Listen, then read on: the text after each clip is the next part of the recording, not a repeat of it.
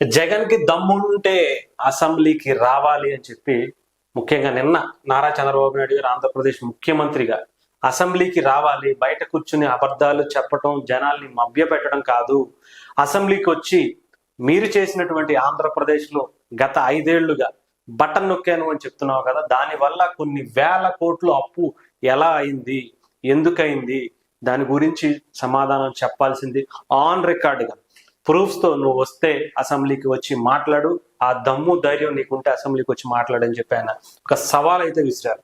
అంతేకాకుండా గత 5 ఏళ్లుగా మీరు ఏదో అద్భుతం చేసేసాం, ప్రజలకు ఎంతో ఆర్థికంగా ముఖ్యంగా ఎన్నో పథకాలు ఇచ్చేసాం అని చెప్పి చెప్తున్నారు. సో మరి అంత పథకాలు ఇచ్చినప్పుడు, అంత అద్భుతమైనటువంటి పాలనే చేసినప్పుడు, ఎటువంటి తప్పు ఈ 5 ఏళ్లలో అంటే 2019 నుంచి 24 వరకు జరగనప్పుడు మీరు అసెంబ్లీకి వచ్చి మాట్లాడడానికి ఏంటి భయపడుతున్నారు? ప్రతిపక్ష హోదా ఇస్తేనే మీరు వస్తారా? ప్రతిపక్ష హోదా అనేది మేము ఇచ్చేది కాదు, వేరే వాళ్ళు ఇచ్చేది కాదు, ప్రజలు ఇచ్చింది. ప్రజలు ఇచ్చేటువంటి తీర్పు మీకు, ఆ ప్రతిపక్ష హోదా కూడా మీకు అవకాశం లేకుండా ఇచ్చినటువంటి తీర్పు ప్రజలు ఇచ్చారు. కాబట్టి దానికి మేమేం చేయలేము. మీరు వస్తానంటే డెఫినెట్ గా ప్రతిపక్ష హోదా అదే పరిస్థితుల్లో మీరు ఉంటారు. ఇక్కడ ఉన్న వాళ్ళందరికన్నా ప్రతిపక్షం మీరే, కాబట్టి మీరే సమాధానం చెప్పాల్సి ఉంటుంది.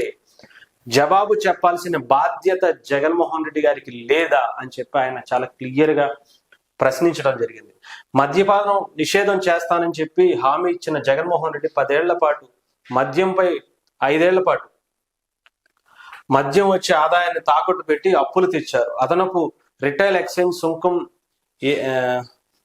ఏఆర్ఈటీ పేరట 14,275 కోట్ల వ్యాట్ ను పక్కన పెట్టేసి స్పెషల్ మార్జిన్ రూపంలో 26,673 కోట్ల దారి మళ్లించారని చెప్పి చాలా క్లియర్ గా చెప్తున్నారు.